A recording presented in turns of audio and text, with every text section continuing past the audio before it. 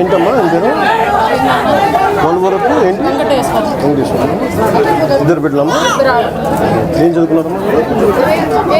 పెద్ద బిడ్డ మీరమ్మా? 9th ఎంతమంది అమ్మా? ఇంకా ఇద్దరు బిడ్డలా?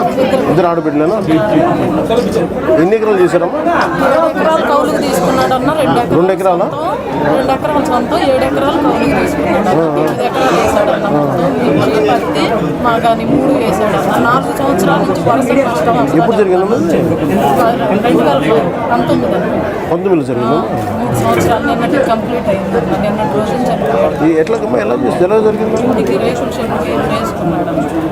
బయటికి పంపించేసేసి బజారీ పంపించేసి పాపని నమ్మి ఈ పాపని ఇంటి దగ్గర ఉండమంటే ఆడుకోమని పంపించాడు బయటికి. ఈ పాప నేను బజార్కి వెళ్ళిపోయాను స్కూల్ బ్యాగ్స్ తెమ్మాను. ఈ ఎఫ్ఐఆర్ అంతా ఉన్నారు.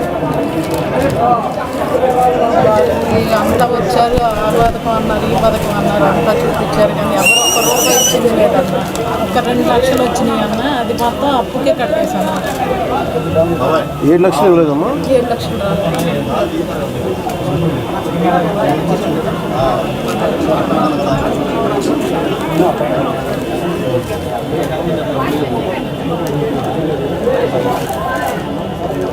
మీ ఎంత ఇది?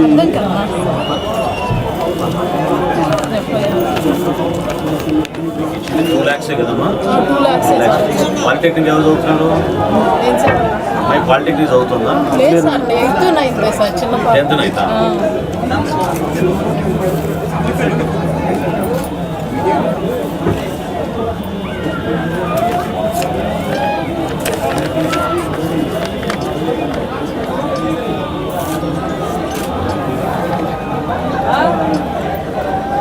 మీకేం చదువుకోవాలమ్మా? మీకేం చదువుకోవాలనుకుంది?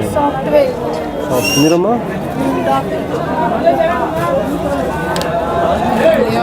సార్ కోరికలు ఉండొచ్చారు.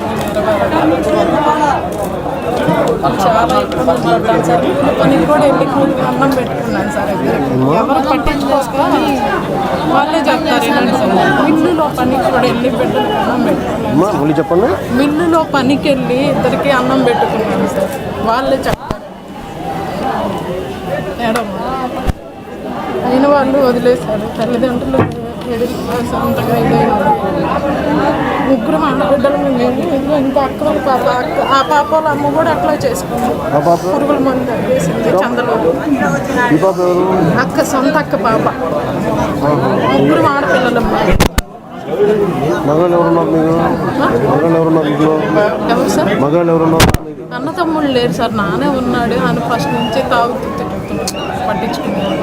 అందుకని మీ అక్కగారి పాప అక్క తరఫు వాళ్ళకి వచ్చేసినాయి 7 lakhs వచ్చేసినాయి. కానీ కొంచెం ఈ పార్టీ దీనివల్ల ఆపేశారు సార్. తెలిసింది ఇంకా ఆడదాన్ని తిరగలేక కలెక్టర్ ఆఫీస్కి కూడా ఒంగోలు వెళ్ళి పెట్టేసి వచ్చారు.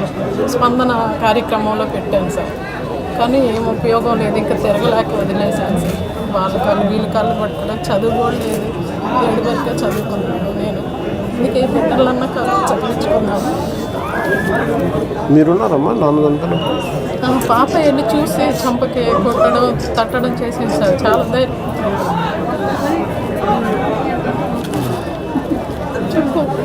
చెప్పమ్మా. చెప్పండి. బజార్కి వెళ్తే మా ఇంటి దగ్గర ఒక అమ్మమ్మ పిలిచిదారు. వచ్చేసరికి ఉరేసుకొని ఉన్నాను. పలకలేదు.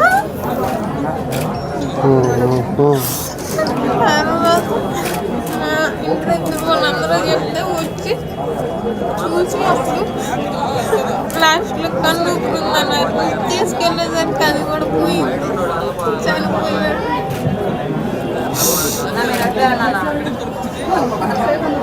ఎన్ని లక్షల ఎవరు ఒక్క రూపాయి ఇచ్చేది ఏది లేదు సార్. వచ్చిన వాటిని కూడా ఇచ్చేసారని నేను చెప్పేసి అన్నారు సార్.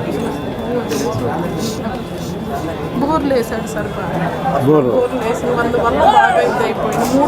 3 సంవత్సరాల నుంచి వరుసలు నష్టాలు వచ్చాయి.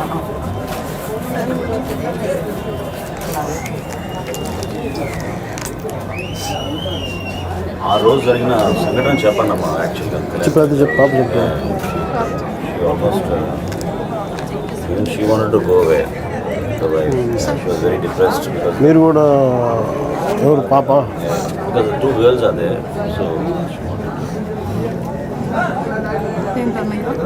It's okay. మీరు కూడా ఉండకూడదు అనుకున్నారా ఏంటి ఎవరైనా చెప్తా ఉన్నా ఆల్మోస్ట్ ఇంకా ఎందుకు బిడ్డలను చూసి ఆగిపోయారా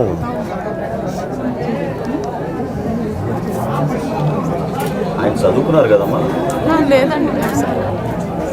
వ్యవసాయంకే పరిమితమైన 4 ఎకరాలకి 2 తీసుకొని 2 తీసుకున్నారు బయట 7 తీసుకొని 2 మాగాయి మొత్తం 9 ఎకరాలు 9 ఎకరాలు ఈ మిర్చిను పత్తి వేసారా పత్తి మాగానికి. నాగాన్ని కూడా వేసారా తర్వాత ఈయన చనిపోయాక కూడా 1 సంవత్సరం నేను పండించాను సార్. మీరు పండించారు 1 సంవత్సరం వేశాను కానీ ఇందులో యొక్క 20,000 వచ్చేసింది మనకు కూడా.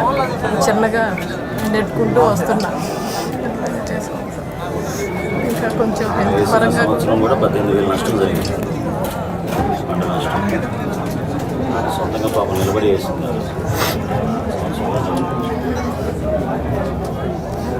లేకపోయినా కానీ అంతే అలవాటు చేసుకుంటూ వచ్చిన దగ్గర నుంచి చేస్తాం.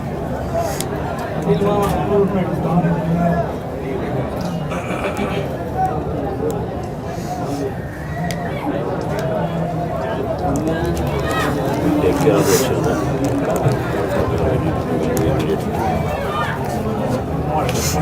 మరి నాకు ఎలా ఉండదంటే ఇలాంటి పరిస్థితులు ఎవరికి రాకూడదని కోరుకుంటాం. ముఖ్యంగా బిడ్డలు ఉన్నప్పుడు ఇట్లాంటి పరిస్థితులు టీవీలో చూస్తుంటే అసలు మన కుటుంబం కూడా ఇంతే కదా అని అనిపిస్తుంది. చాలా కుటుంబాలు నలిగిపోతున్నాయి ఇట్లా తొందరపాటు నిర్ణయాలు. మా ప్రయత్నం ఏం చేస్తుంటే ముందు ఒకేసారి పెద్ద ఇంటి దిక్కుపోగానే బిడ్డలకి ముఖ్యంగా అసలు భయమును ఒక అభద్రతా భావం, దాని తోడు ఆర్థికంగా బిడ్డలు చదివించుకునే అనేది ఉండవు. అందుకే నేను మన వాళ్ళందరికీ చెప్పి కూడా ఎంతో సాధ్యమైనంత మేరకు అంటే నేను ఇంతని చెప్పేసి ఇప్పుడు ఇంకా చర్చిస్తాను. ఓకే, మీరు బిడ్డలు ఎంత చదువుకోవాలంటే అంత చదివించడానికి దాని విధంగా ఆలోచిస్తాము. మీరు మన నాయకులతో కూడా చెప్తాను, మీరు బిడ్డలు నా చదువు ఆపకండి, లేదన్నా అదొక్కటి మటుకు మీరు చేయండి. దానికి మా వంతు కృషిని ఖచ్చితంగా దానికోసమే కష్టపడుతున్నాను అన్న నేను. దాని వంతు కృషిని ఖచ్చితంగా నేను పార్టీ తరఫు నుంచి కూడా చేస్తాను. ఇచ్చినవి కూడా అప్పుడు వాళ్ళ ఇంటికి వచ్చేసి తెగ తిట్టారు అన్న. బిడ్డలు బజార్లో కనిపిస్తున్నా తిట్టారు. అప్పుడు దేనికి తిడుతున్నారు? తీసుకొచ్చి వాళ్ళ దగ్గరే తీసుకొచ్చారు. వాళ్ళని తిడుతూ ఇంటికి వచ్చి తిడుతూ ఆ పడలేక సగం కింద ఎల్ఐసి డబ్బులు ఆ 2 లక్షలు కూడా ఇచ్చేసాను. అన్నం తెచ్చుకోవడం పెట్టుకోవడం ఉన్నదాన్ని వేస్తే రేపు వాళ్ళ భవిష్యత్తు కొంచెం ఇదిగా ఉంటుంది. ఉన్నదాన్ని వేస్తే వాళ్ళు పెట్టుకోవాలి నేను చెప్పేసి ఇట్లా కాపాడుకుంటూ వస్తున్నాను.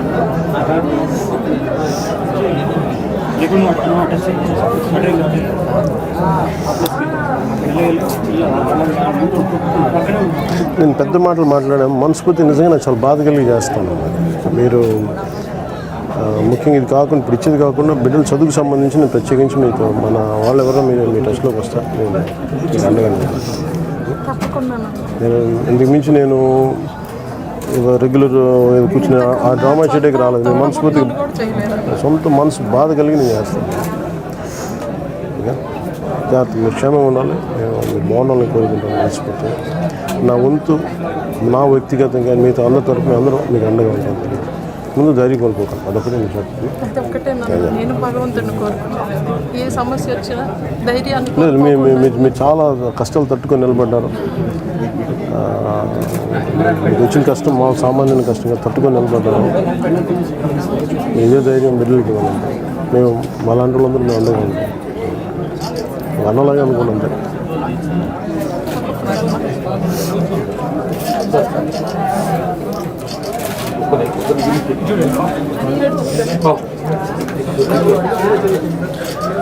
మీ గురించి ఏం మాట్లాడితే బాగుంటుంది, ఏం మాట్లాడాలి